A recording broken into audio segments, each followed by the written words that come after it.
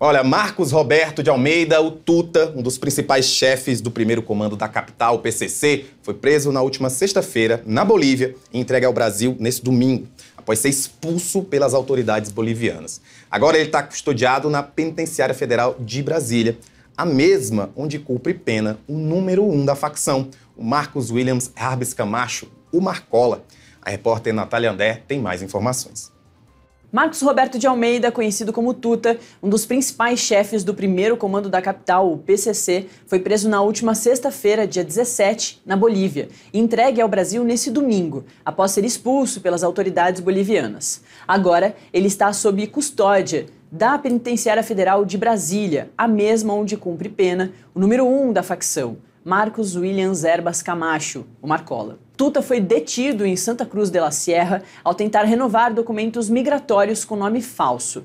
A identidade apresentada, Maicon da Silva, já constava nos bancos de dados internacionais da Interpol, o que levantou suspeitas. Agentes bolivianos acionaram o oficial de ligação da Polícia Federal Brasileira, que confirmou a verdadeira identidade por meio de dados biométricos. O foragido foi preso ainda na unidade policial. Condenado a 12 anos de prisão por tráfico de drogas, lavagem de dinheiro e participação em organização criminosa, Tuta integrava a lista vermelha da Interpol. Após a audiência de custódia e a decisão de expulsão, ele foi entregue à Polícia Federal na cidade de Corumbá, no Mato Grosso do Sul, e transferido para Brasília em uma aeronave da PF, sob escolta reforçada de 50 agentes, incluindo integrantes do Comando de Operações Táticas e da Polícia Penal Federal. A Penitenciária Federal de Brasília é uma das 5 unidades de segurança máxima do país e segue o modelo de regime disciplinar diferenciado. O objetivo é neutralizar a influência de lideranças criminosas e impedir que comandem operações de dentro da cadeia. A operação, que resultou na captura e repatriação de Tuta, envolveu a Polícia Federal, o Ministério da Justiça, o Itamaraty e a Força Especial de Luta contra o Crime da Bolívia. As investigações seguem para mapear possíveis conexões internacionais e a estrutura de proteção que o criminoso mantinha fora do país. E ainda sobre esse assunto, porque o ministro da Justiça, Ricardo Lewandowski, e os auxiliares dele deram detalhes da operação envolvendo a Interpol, o Brasil e a Bolívia para a prisão de Marcos Roberto de Almeida, o Tuta, que é esse chefão do PCC. O diretor-geral da Polícia Federal, Andrei Passos, explicou que a cooperação internacional com a Interpol e com as autoridades bolivianas, como a constatação da falsidade do documento de Tuta, além da coleta de biometria do criminoso, foi fundamental para que o foragido fosse preso. Vamos ver.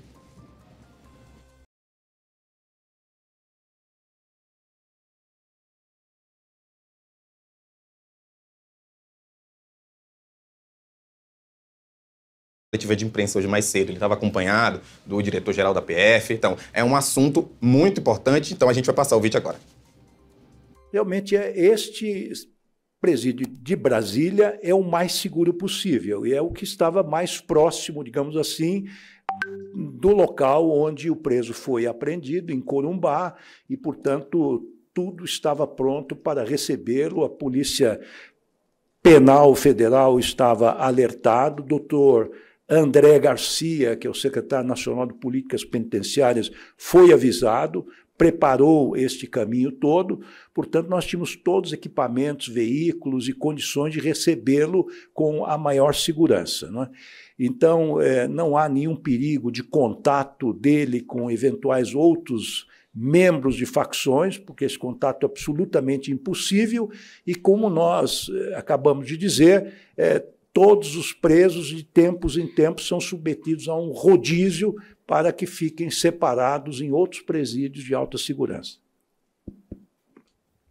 Em relação à identificação, o que eu posso comentar é que, na medida que houve a identificação da inconsistência dos documentos apresentados, nosso colega lá, o oficial de ligação, foi acionado para coletar os dados biométricos, inclusive registro fotográfico facial, para que a gente pudesse, a partir dessas imagens, submeter não só aos sistemas da Interpol, mas também a nossa base de dados, se chama ABES, é a nossa dado de base biométrica. Nós temos hoje 45 milhões aproximadamente de dados biométricos nessa base, e que nos permitiu prontamente, com essas imagens e digitais, inserir nos nossos bancos, fazer o cruzamento e, simultaneamente com a Interpol, ter esse match, né, de quem era aquela pessoa que estava lá. E é uma pessoa que tinha um documento de identidade boliviano,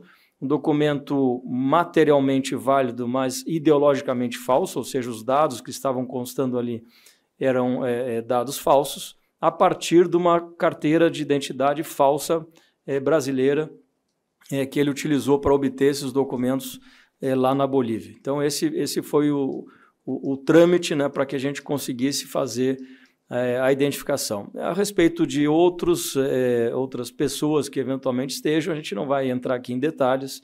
O que eu posso dizer só é que existe essa grande rede, não só aqui na América Latina, mas no mundo inteiro, está aqui o Dr. Urquiza com a Interpol, que nos permite esse tipo de troca com muita celeridade. Então, nós temos, e aqui falo só da Polícia Federal, atuação hoje em 22 países, com presença de adidos policiais ou oficiais de ligação, que nos permitem exatamente essa fluidez na troca e nas investigações conjuntas que fazemos.